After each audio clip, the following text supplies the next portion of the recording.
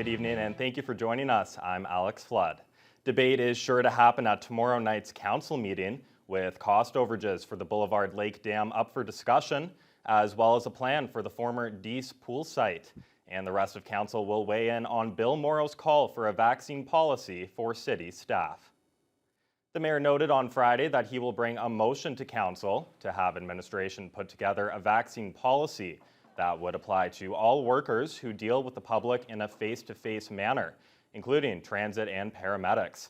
The Boulevard Lake Dam's reconstruction project is currently coming in at $1.5 million over budget. Factors leading to the overages include cold weather work and heritage costs. The city first estimated the reconstruction to cost $12 million, but the winning bid came in at a bargain of around $7 million with a $900,000 contingency. The city is also discussing the future of the former Dease pool site. Previous council meetings have discussed the possibility of it becoming a skateboard and BMX park. And the race is on to elect the 44th Parliament following last Sunday's election call by Justin Trudeau. And candidates in the Kenora riding are already knocking on doors and meeting with residents, all while dealing with the exhaustive conditions of pandemic life. Adam Riley has the details. Things have definitely changed for Kenora Conservative candidate Eric Malillo since his 2019 win, as he is now in the role of incumbent. Although he believes this is an unnecessary election, he hopes to use this as an opportunity to do more than defend his record. I think the basics are the same. We're still trying to get to as many doors as we can to meet people and hear their concerns and share our vision, share our recovery plan. But of course, not just bringing forward ideas or discussing the Liberal government's failure over the last 2 years, but I'm also able to talk about the advocacy work that I've done over the past 2 years. Just like his predecessor, who he defeated in 2019, Malillo was taking on a slate of new challengers, including recently acclaimed Liberal candidate and cybersecurity expert David Bruno. But unlike Malillo, Bruno believes the decision by Justin Trudeau to call an election was warranted. Especially when it's a minority government, especially having gone through the last 2 years with the obstruction of the opposition parties, there was no doubt in my mind that this was a call that was necessary to take back to the people. This is a democracy that works. We are one of the most privileged nations on the planet where we're able to take these questions to the people. The NDP finished third in 2019, but Janine Seymour, a lawyer from Wishishkaniggum First Nation, is looking to change that. She says her party's national platform cites housing and mental health as to how to tackle the inequities faced by many in the Kenora district. I'm excited that the national platform and it's getting the coverage for this territory. So that's one aspect. The NDP is the only party to have a national and universal healthcare plan put forward. I think we're coming out of a pandemic. Like, these are the priorities. I do want to have that time and that space, though, to listen to all the constituents. Finally, rounding out the list of confirmed candidates is the Green Party's Remi Rheault, a businessman engaged in green technologies. He hopes to capitalize on the gains made by the Greens in 2019 and that the grassroots nature of his party will separate him from his opponents. We are not top down, we are bottom up. So each constituency, each Green member that gets into that house has a freedom of vote, has a voice for the people within their constituencies. We are here to work for the constituents, not really for the party. Adam Riley, TBT News. Meanwhile, it was announced this past week that some Ontarians would soon be able to get a third vaccination appointment to fight off COVID-19. Long-term care homes are among the places where third doses of the vaccine will take place. The province is targeting the most vulnerable populations with these immunizations. The health unit is also working with the hospital to schedule appointments to some who are immunocompromised. Dr. Janet DeMille has more on the hospital patients that are eligible for a booster shot. Individuals who've had a transplant, either sort of a solid organ transplant or a stem cell transplant, because those individuals are often on fairly powerful immunosuppressant medication that they can't really stop. There's other treatments for other disorders where people are treated with immunosuppressive medications, and they're very specific ones. DeMille advises the public go to the health unit's website to see if they are eligible for a third dose of the vaccine. And the Ministry of the Environment, Conservation and Parks has confirmed the presence of blue-green algae in a water sample collected at Shelter Bay on Lower Shabandowan Lake on August 9th. Water should be avoided whenever a blue-green algae bloom is present and for about 2 weeks after it has dissipated. If you spot a suspected blue-green algae bloom, you can report it to the Spills Action Center. And the Thunder Bay Art Gallery is celebrating a successful summer of children's programming. They say their arts camps were more popular than ever after a school year impacted by COVID-19. Ian Kaufman reports.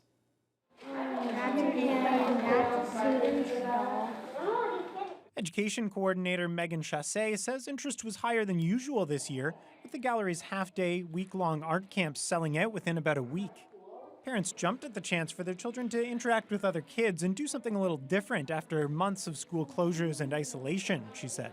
The camp had to adjust to COVID as well, with capacity limited to 10 kids, masking and distancing requirements, and spending more time outdoors. We've been experimenting with some outdoor art projects. So for example, we took some natural clay and we made faces on trees outside. We did some yarn bombing outside and the kids actually really loved that. So I would say we're having just as much fun, if not more fun. This week, campers sculpted aliens out of clay, painted the solar system, and made space in a bag. The art camps offer healthy outlets for children, Chasse said. Yeah, I think arts education is very important. It allows children to express themselves in ways that maybe they can't through their words or through the written language. So I think it's very important to children, and it allows them to get all their feelings out and their emotions and, just have a fun time while they're doing it. The gallery will hold its final art camp over the coming week, but continues to offer children's art classes and PA Day programming into the fall. Ian Kaufman, TVT News. The construction of a new Tim Hortons in Marathon is a good start for further development, according to the town's mayor. Earlier this month, it was confirmed that a Tim's was being built on the former DH Foods Mall property along Peninsula Road. In 2018, the mall was seized by the town due to nearly $500,000 in back taxes being owed to the municipality, and last year the property was declared surplus. Some buyers had approached the town to take over the building as is, but nothing ever transpired. Eventually, the town had the mall demolished to allow for the land to be redeveloped, and Marathon Mayor Dumas is hopeful more businesses will develop a presence on the property once the Tim Hortons is finally built. So there's going to be a fair chunk, about almost close to 2 more acres, roughly, a little under 2 acres of available space between the arena and the new Tim Hortons that are being built. So yeah, we're looking at all prospects, and anybody out there in the listening world is interested in developing something in Marathon. There's opportunities galore, and you can reach out and talk to our Economic Development Corporation, to our Economic Development Manager. Dumas says Marathon has been doing very well as of late economically, with multiple projects including the East-West Tie, which has 300 Vallard workers currently living and working in the community, and a proposed palladium mine in the works. And a single vehicle collision closed Highway 71 earlier today in both directions near Rushing River Provincial Park. The Kenora, Ontario Provincial Police says the incident occurred at about 6:30 this morning. The driver and passenger of the vehicle were transported to the hospital with non-life-threatening injuries. At approximately 4:30 this afternoon, Highway 71 was reopened for traffic in both directions. And dozens of onlookers and motorists took part in the roundabout information session on Saturday at the intersection of Edward Street and Redwood Avenue. Mitchell Ringos has more. The lines were long to try out the nearly finished roundabout, where motorists learned how to use the new intersection in line with an informational video and staff answering all questions. Once through, the motorists got to drive around the loop, either making a full circle, returning to the entrance, or exiting left on Redwood West or right on Redwood East, as the north entrance was still under construction. The community who weren't driving got to also try out the new crosswalk, where they got pamphlets to help explain the new system. Project manager for the city, Matthew Miedema, says why the education day was so important. Because this is the first roundabout on a major street in Thunder Bay, it's good to have an education day like this to educate people the basics of roundabouts. The rules of the road aren't any different than what you normally would do when you get your driver's license. but there are some just uniqueness to know how to make a left, how to make a right. Make sure you stay in your lane, don't change lanes. There's some basic information that'll help you be a better driver in the roundabout. The roundabout was only open for the Education Day, closing once again to finish repairs. If you didn't get to try out the new intersection, you can still learn more about it on the city's website.